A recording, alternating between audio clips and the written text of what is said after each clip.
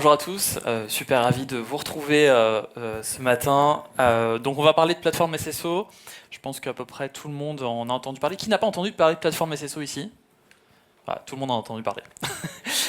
Plateforme SSO, c'est donc une fonctionnalité qui va vous permettre d'amener du SSO sur le Mac. Je sais que beaucoup d'entre vous aiment les mots de passe. Au début, on mettait des mots de passe assez simples. Et puis ensuite, on nous a dit, non, mais c'est pas assez simple, il faut augmenter la taille de ces mots de passe. Un peu plus compliqué. Puis ensuite, on nous a dit, non, finalement, il faudrait mettre des caractères majuscules et des caractères minuscules. Et puis finalement, non. Il faut aussi mettre des chiffres dans votre mot de passe. Et enfin, on vous demande aussi de mettre des caractères spéciaux dans vos mots de passe maintenant. Donc ça commence à devenir vraiment un enfer de gérer les mots de passe. Surtout que ces dernières années, eh bien, les applications qui sont présentes dans le cloud, sur Internet, qu'on utilise au niveau professionnel, ont augmenté. Depuis l'arrivée du le Covid, le télétravail ont amené de nouvelles applications qui sont présentes dans le cloud, et donc chaque une de ces applications a son propre compte. Et son propre compte avec son propre mot de passe. Et peut-être parfois le même mot de passe dupliqué à plusieurs reprises sur chacune de ces applications.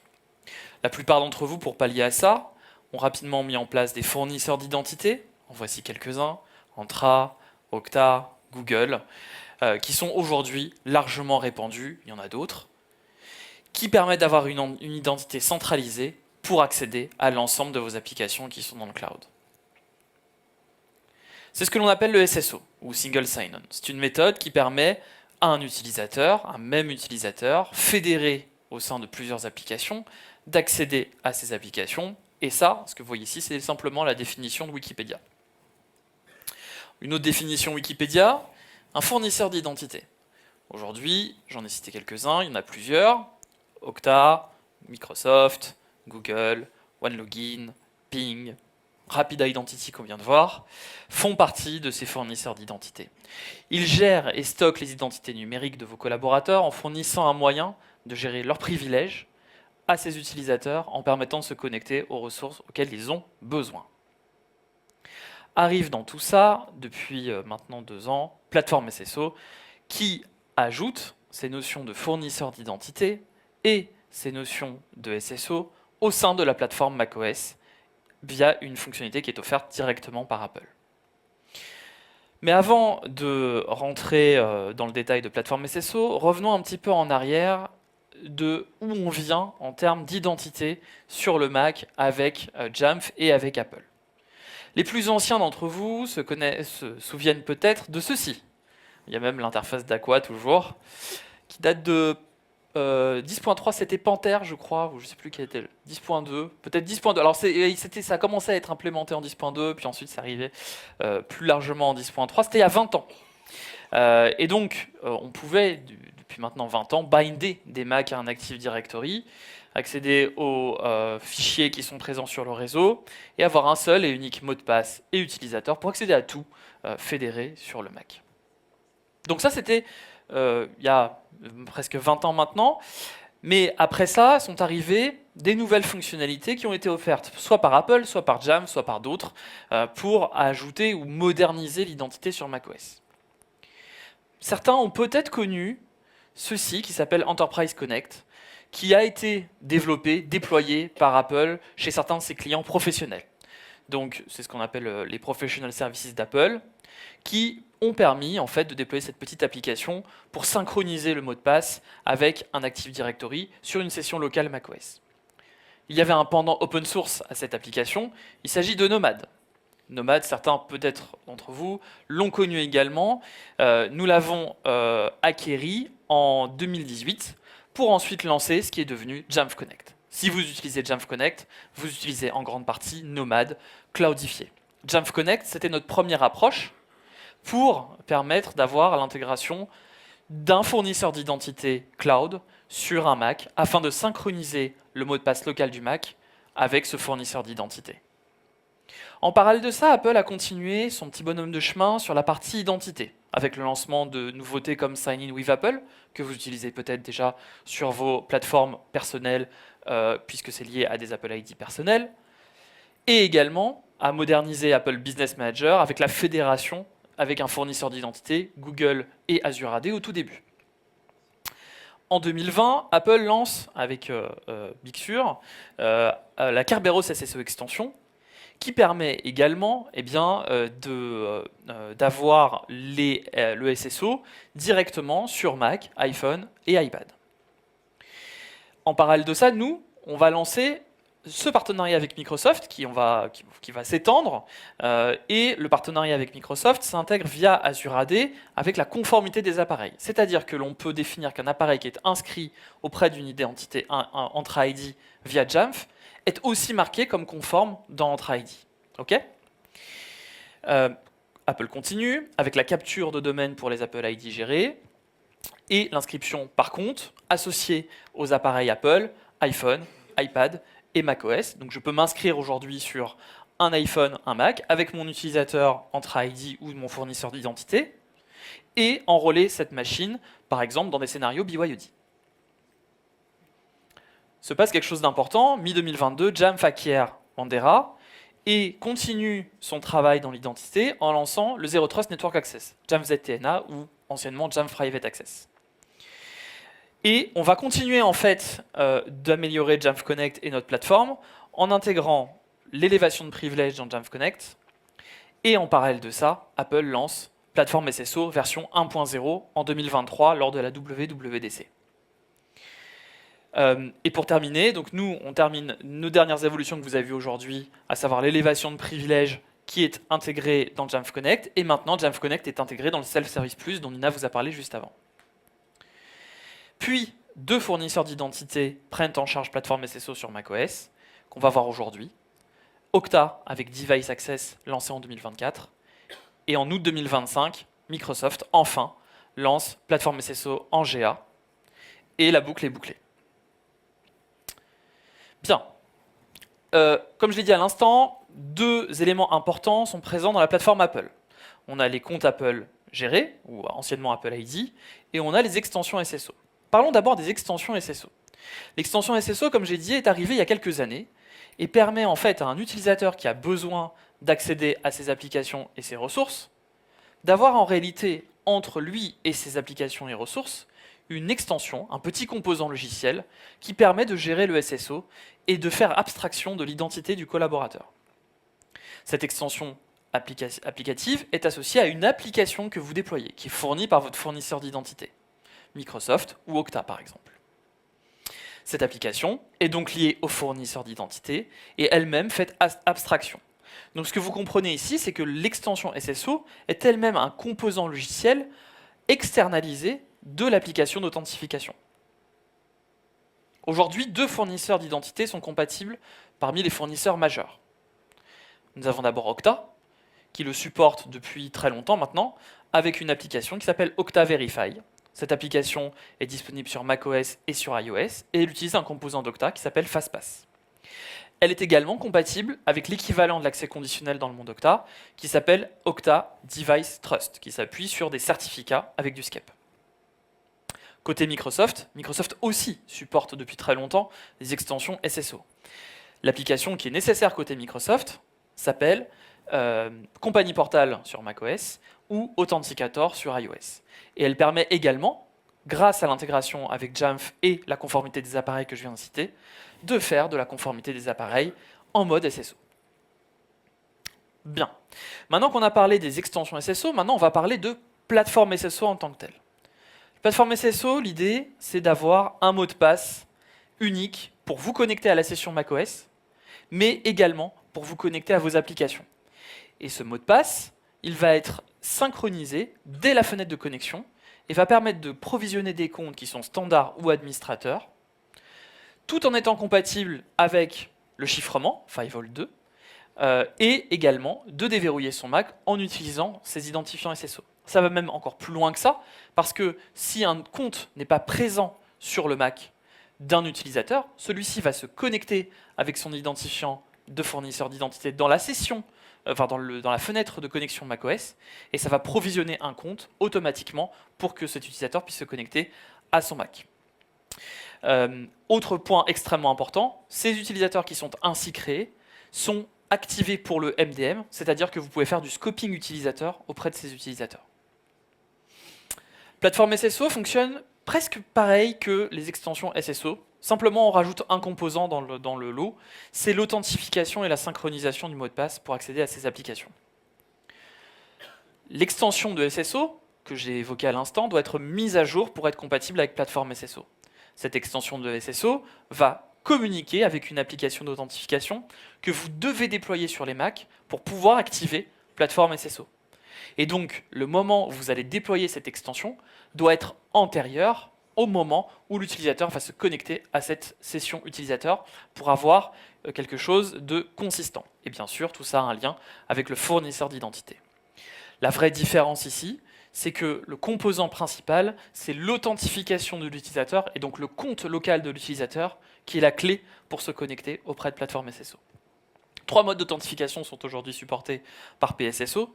Le mot de passe, complété par un certificat dans le cadre d'Okta avec le Device Trust, on va le voir dans un instant. La Smart Card, par exemple une YubiKey, associée à un code PIN.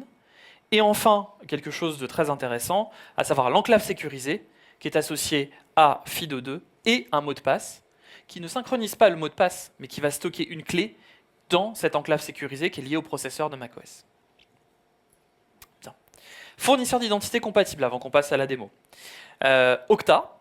Alors, Okta nécessite d'abord un niveau de licence spécifique qui est Okta Device Access. Si vous avez une licence Okta professionnelle ou un bundle auprès d'Okta, il y a de fortes chances que vous ayez déjà la licence Okta Device Access. Okta va utiliser, comme pour la partie SSO, l'application Okta Verify afin de s'authentifier auprès de plateformes SSO. Ça fait déjà depuis 1 an que Okta est compatible en mode inscription depuis la session utilisateur, c'est-à-dire que je me connecte dans ma session, je me connecte dans Okta Verify et ça va activer plateforme SSO. Mais c'est également intégré avec le Device Trust pour permettre de faire de l'accès conditionnel en utilisant Okta. Depuis cette année, depuis quelques jours seulement, depuis mi-octobre, Okta est également compatible en mode Zero Touch, ce qu'on appelle aussi configuration simplifiée que vous allez voir dans un instant. C'est-à-dire que je vais déployer l'application Okta en pré-stage et j'aurai immédiatement accès à plateforme SSO sur mon Mac. Microsoft est aussi compatible plateforme SSO en GA depuis août 2025. Il utilise le Company Portal, supporte plateforme SSO pour l'instant en mode inscription par utilisateur, c'est-à-dire que je suis dans ma session utilisateur, je clique sur m'inscrire et j'ai accès à plateforme SSO.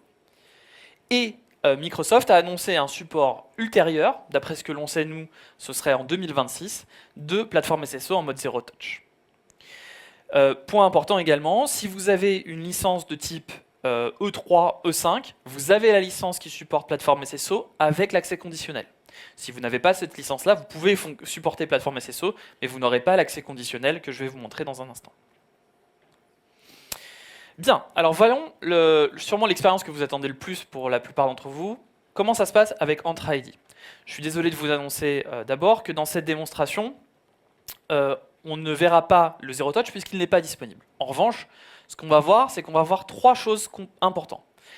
Je veux que mon utilisateur se connecte sur son infrastructure Microsoft, sur un appareil qui est conforme, sur un réseau que je maîtrise, et sur une clé qui est sécurisée dans mon processeur Apple via la Secure Enclave. Donc j'ai 3 composants, Jamf Device Compliance pour enregistrer mon Mac auprès d'Entra ID, Jamf Network Relay pour garantir mon trafic réseau, et l'enclave sécurisée avec Entra ID. Bien. Voyons maintenant la petite démo. Alors, tout à l'heure je ferai une démo live, je vous promets, mais d'abord ce sera une petite vidéo. Donc j'ai un peu accéléré, donc je me connecte à mon Mac, je sors en mode Zero Touch, et là ce que je vais faire, c'est que je vais l'inscrire en permettant la connexion de l'utilisateur au mode du Prestage. Donc ça se fait grâce à la partie personnalisation de l'inscription. Donc je passe mes configurations SSO lors de l'enrôlement.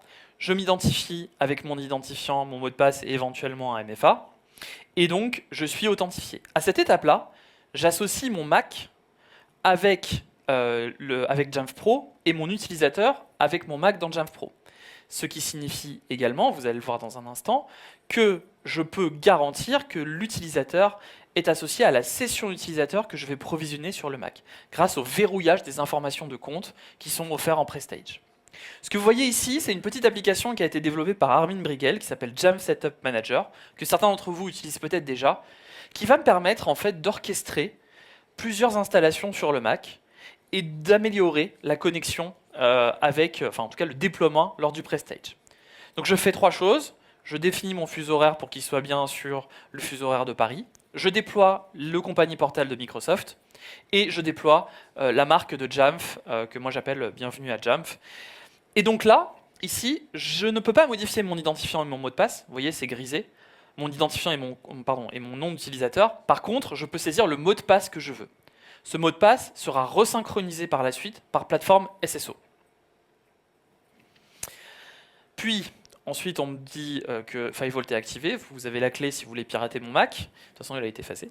Et ensuite, je vais configurer Touch ID. Hyper important Touch ID, puisque je vais inscrire mon Mac en mode enclave sécurisée. Et donc, on va utiliser Touch ID pour interagir avec l'enclave sécurisée de macOS. J'atterris dans ma session utilisateur, et vous voyez ici, j'ai une petite pop-up dans les réglages macOS qui me dit que je dois m'enregistrer avec Entra ID. Je dois cliquer dessus. Si je ne clique pas dessus, de toute façon, je ne peux pas accéder à mes applications, souvenez-vous, puisque mon Mac doit être conforme pour y accéder, et que je dois venir d'un réseau sécurisé.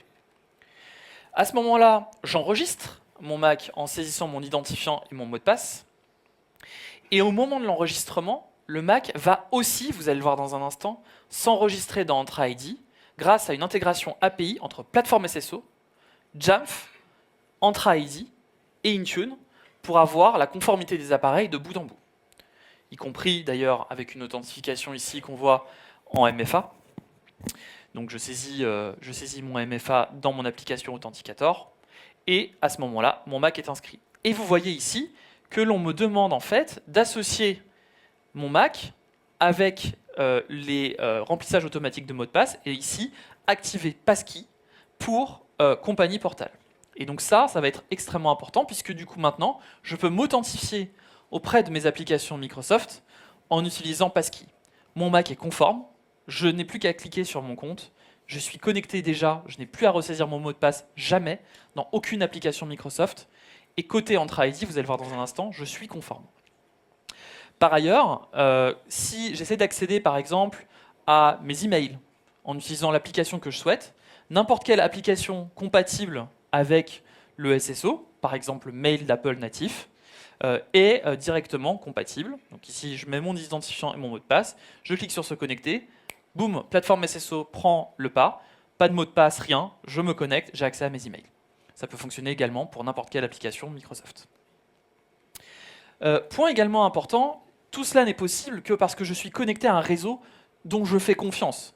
Et là, en l'occurrence, j'ai déployé Jamf Network Relay, ce qui fait que, ma connexion à mes applications qui sont sur Internet est sécurisée, c'est-à-dire que si j'essaie d'accéder sur un site interdit ou un site dangereux, eh bien, c'est bloqué, le DNS de Jamf fonctionne. Et si je regarde où je suis connecté, malgré le fait que je sois actuellement à Paris, en réalité, mon trafic est retransite par les data centers de Jamf en passant par l'Allemagne. Et là, du coup, j'ai mon Jamf Network Relay qui est fonctionnel, et donc je maîtrise non seulement la posture de sécurité de mon appareil, la posture de conformité de mon appareil vis-à-vis de Microsoft, mais également la posture de réseau vis-à-vis de l'entreprise. Ce que vous voyez ici, c'est, peut-être que certains ont déjà vu ce petit schéma plateforme SSO avec la conformité Entra. C'est la version mise à jour en utilisant plateforme SSO. PSSO interagit avec le petit composant que certains d'entre vous connaissent qui est Jamf AAD et le compagnie portal. Le Mac s'enregistre automatiquement dans Entra ID, il est conforme et l'utilisateur accède aux ressources de l'entreprise. S'il ne l'est pas conforme, l'utilisateur est renvoyé vers la page d'inscription pour se mettre en conformité et s'enregistrer. Côté Jamf Pro, du coup, plusieurs choses à noter. Mon Mac est bien enrôlé, très bien. Je suis Adèle. Adèle a un compte sur le Mac qui est inscrit et qui est, comme vous le voyez ici, alors je suis un petit peu petit, je suis désolé, qui est utilisateur compatible MDM. Ça veut dire que si je veux déployer un profil de configuration ou une application qui est scopée sur cet utilisateur, je peux, car cet utilisateur est activé MDM. J'ai déployé le profil de configuration PSSO ainsi que le profil de configuration Jamf Setup Manager pour orchestrer. Côté Microsoft, j'ai plusieurs policies. La première concerne le device compliance. Cette policy me dit que si je suis conforme, alors je peux passer et accéder à mes applications. Je requiers que mon appareil soit marqué comme étant conforme. Deuxième étape, si je me rends dans mes devices, eh bien maintenant je vois que mon Mac est bien enrôlé, je l'ai inscrit via plateforme SSO et il est déjà marqué comme étant compliant grâce à l'intégration d'API entre Jamf et Microsoft Intune. Tout ça se règle, si vous ne l'avez pas déjà fait, directement dans la partie conformité de l'appareil et vous pouvez l'activer en allant cocher la petite case macOS, vous activez ça, vous vous laissez guider et la conformité des appareils sera automatiquement activée. Deuxième chose, j'ai configuré Jamf Private Access. Donc j'ai dit que mon Mac devait venir d'un réseau en particulier, à savoir le réseau de Jamf qui se trouve en Allemagne. Et donc mes deux règles sont activées. Premier contrôle, mon Mac doit être conforme. Deuxième contrôle, mon Mac doit venir d'une localisation qui est elle-même contrôlée par l'entreprise. Et ce que l'on voit ici, c'est que j'ai le Jamf Network Relay et la sécurité qui est déployé sur le Mac, qui lui-même s'appuie sur la Secure Enclave. Et donc là, l'utilisateur n'a même pas eu besoin de se connecter à un VPN ou quoi que ce soit, il est directement connecté à l'infrastructure de l'entreprise. À quoi ça ressemble un profil PSSO? Eh bien, c'est simplement un nouveau profil de configuration que vous allez déployer. Et vous allez cocher la case « Utiliser plateforme SSO ». Ce profil de configuration, vous l'avez peut-être déjà si vous avez activé les extensions SSO. Il suffit simplement de reprendre ce profil, puis de cocher la case « Activer plateforme SSO ». À ce moment-là, vous allez avoir de nouveaux réglages, comme par exemple le mappage des utilisateurs, pour savoir quel est le nom d'utilisateur et le compte associé à cet utilisateur sur le Mac. Définir si c'est un compte standard ou un compte administrateur. Et vous pouvez aussi lui passer des réglages personnalisés, comme par exemple les applications qui sont compatibles avec le SSO. On l'a vu il y a un instant, par exemple, Mail d'Apple est activé avec toutes les applications qui commencent par com.apple. Ok, maintenant voyons le futur. Ça, c'était le présent. Vous pouvez le mettre à jour, mettre en place dès à présent. Et donc maintenant, ce qu'on va voir, c'est qu'on va voir le futur. Donc, je vous ai préparé une démo live. On va espérer que les dieux de la démo soient avec moi. Sinon, j'ai une vidéo. Ne vous inquiétez pas. Alors, c'est parti. Donc, est-ce que les dieux de la démo sont avec moi? Jusqu'à présent, oui. Ça bouge? Non, ça bouge pas. Alors, je vais y arriver. Hop.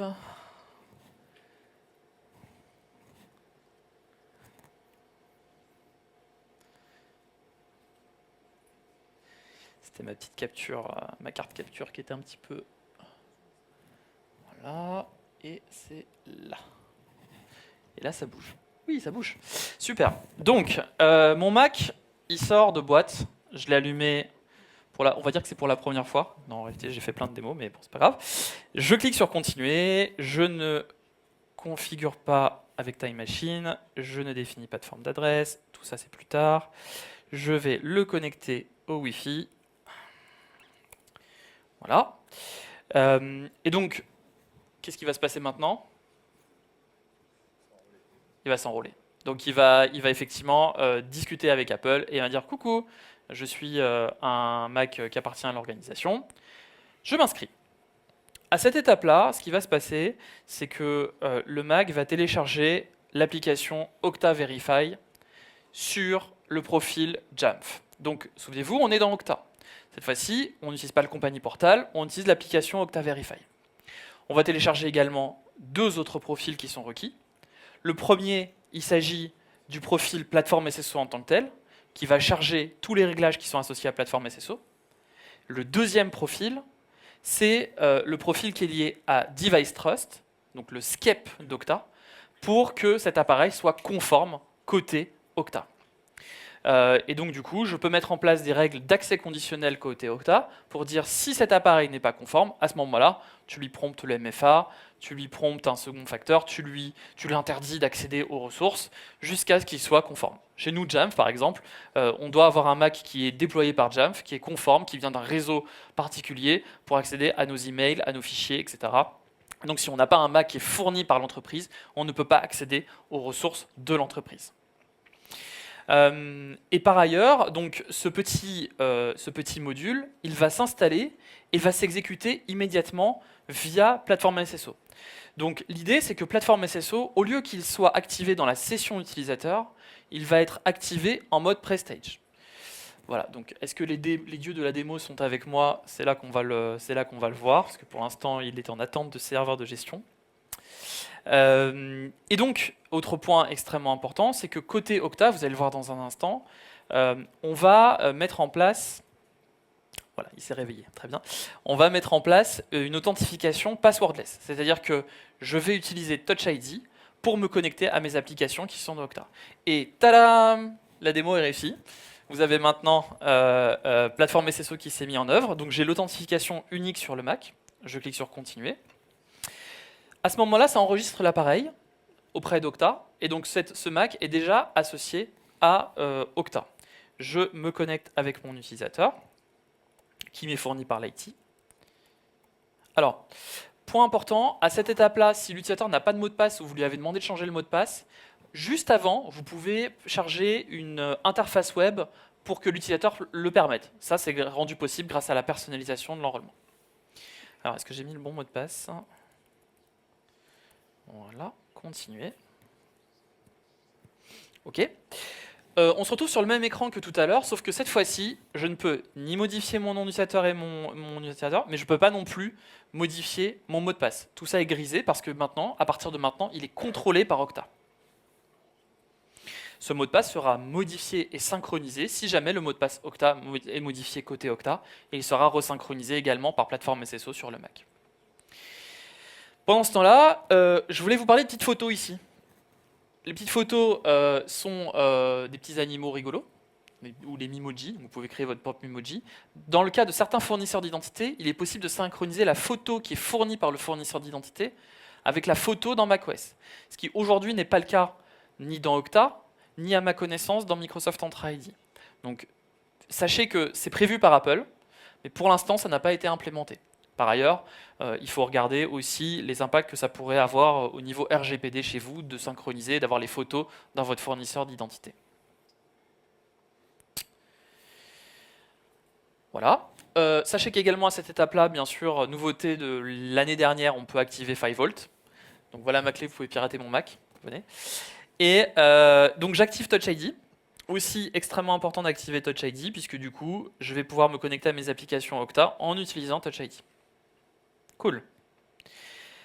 Et là, on me dit, mais pour terminer, il faut encore s'authentifier. Ah bah oui, parce qu'en fait, à cette étape-là, je vais activer Platform SSO pour pouvoir avoir mes tokens d'authentification auprès de mon fournisseur d'identité Okta. On m'ouvre Safari, très bien, je suis reconnu, génial. Je reçois une notification push. Et comme je me suis mis en mode ne pas déranger, je ne la reçois pas, voilà.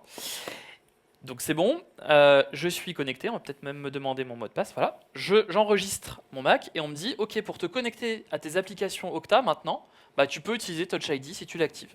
Donc c'est ce qu'on va faire, on va l'activer. Mon Mac s'enregistre et c'est terminé. Maintenant je suis prêt à travailler. Vous voyez, ça a pris quelques minutes, le plus long c'était vraiment d'enrôler la machine. Me voici dans ma session utilisateur et magie, je suis actuellement connecté dans Okta Verify et j'ai accès à mes applications dans Okta Verify. Avant qu'on aille regarder un petit peu les applications, on va regarder plusieurs choses. Alors déjà, mon identité est remontée automatiquement dans le Self-Service Plus. Et comme Self-Service Plus s'intègre avec la gestion d'élévation de privilèges, cette élévation de privilèges est également disponible, même si on n'utilise pas à cette étape-là Jamf Connect pour se connecter et synchroniser son mot de passe sur son Mac. Cool. Regardons maintenant, dans les réglages système, comment ça se présente. Ici, j'ai mon utilisateur et mon groupe, et j'ai bien un utilisateur qui a été défini. Alors, il est admin, il était standard à l'origine, parce que du coup, voilà, j'ai fait faire l'élévation de privilèges.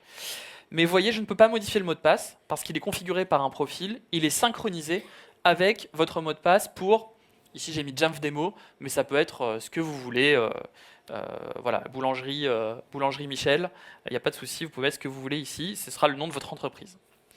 Et on voit ici deux éléments, je me connecte par mot de passe, je suis inscrit au niveau de mon fournisseur d'identité et j'ai des jetons d'authentification qui sont présents. Je vais revenir là-dessus dans un instant.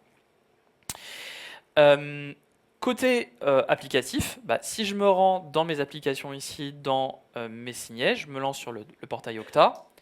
Pour me connecter au portail Okta, je suis maintenant activé, mon Mac est activé pour l'Okta FastPass, ce qui signifie que j'ai besoin d'une seule chose pour me connecter, c'est mon index pour me connecter en Touch ID à mes applications. Et donc le SSO est actif pour l'ensemble des applications. Ici, mon collègue Vincent m'a assigné mon portail d'administrateur Jamf.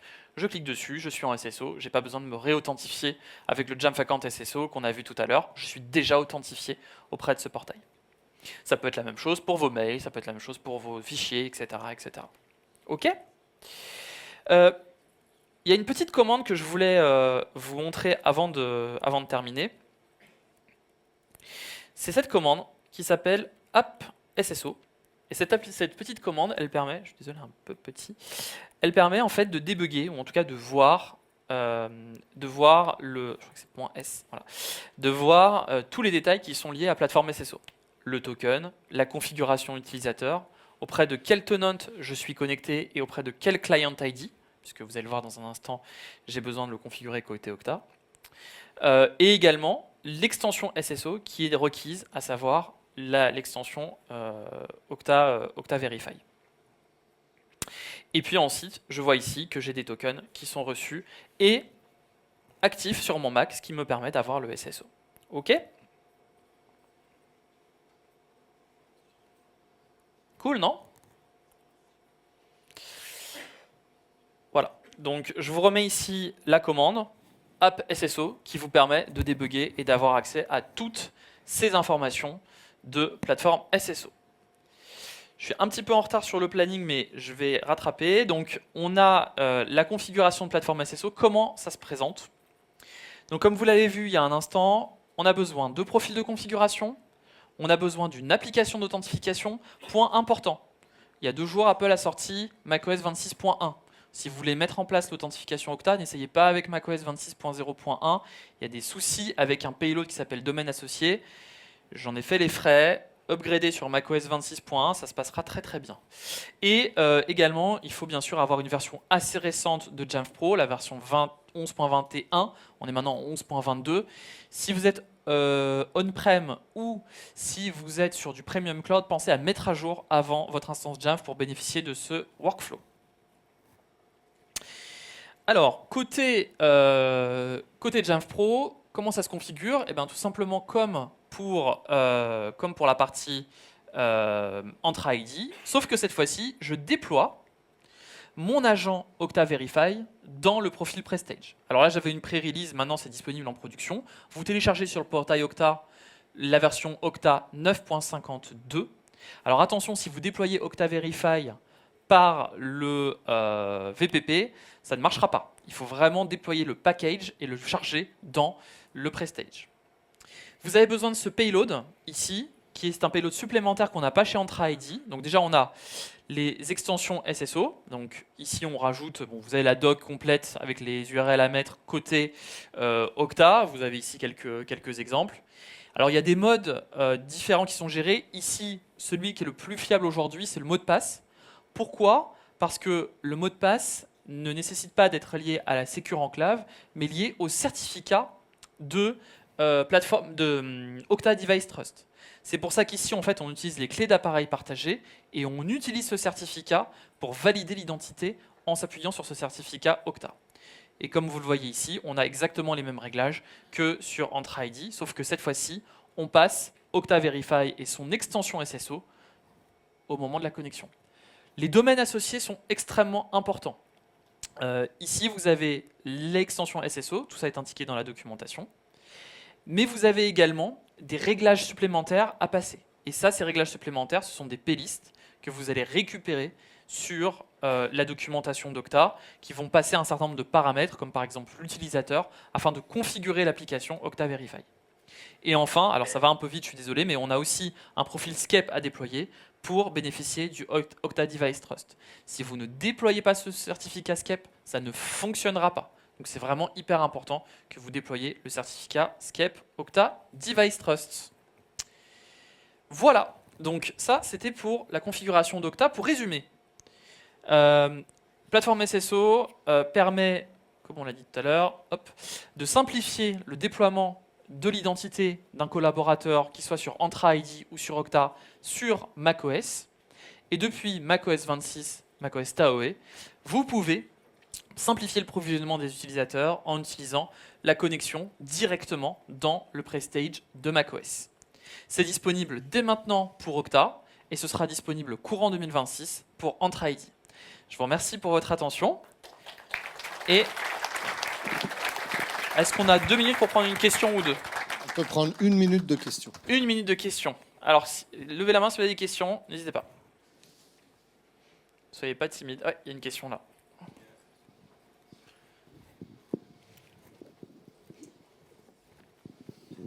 Merci. Pendant la démo de plateforme SSO, pendant le Zero Touch, il n'y a pas eu de prompt pour le custom enrollment? Non, je ne l'ai pas mis. Ok. Et du coup, l'association avec le device dans le MDM, elle se fait comment? L'association avec le device ne s'est pas faite au niveau de la, donc effectivement, de la démo. C'était pour simplifier la démo. Mais effectivement, il n'y a pas eu d'association avec le device. Mais dans les faits, il faudrait le faire. Merci.